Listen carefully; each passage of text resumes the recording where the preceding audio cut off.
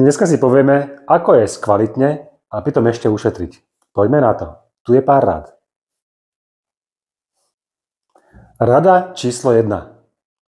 Napíšte si zoznam jedál, ktoré máte radi. Čo máte radi na raňajky, čo máte radi na obed a čo máte radi na večeru alebo pre nejakú návštevu. Spíšte si zoznam na celý mesiac. Rada číslo 2. Urobte si nákupný zoznam, koľko čoho presne potrebujete, aby ste tento jedálniček mesačný mohli mať navarený. Ak viete, že napríklad na raňajky zjete 4 vajcia a ste štvorčlenná rodina a každý to takto máte, tak viete, že potrebujete na jedny raňajky 16 vajec. Ale na ďalší deň možno chcete raňajkovať niečo úplne iné.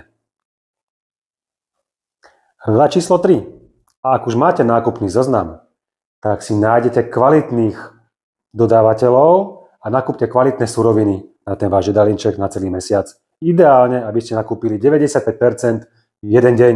A tých zvyšných 5% si nechávajte iba také veci, ktoré sa vám kazia a musíte ich nakúpiť častejšie než raz za mesiac. Takže urobte si jeden obrovský nákup na mesiac jeden deň.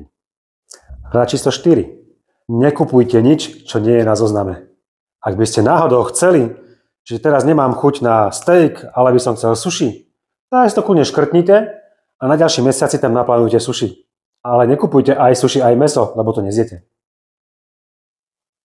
Rada číslo 5. Urobte si do chladničky tie límky tak, že keď niečo vyťahnem, či už z chladničky a z mrazničky, tak to navarím a všetko sa zje. Nič sa nevyhadzuje.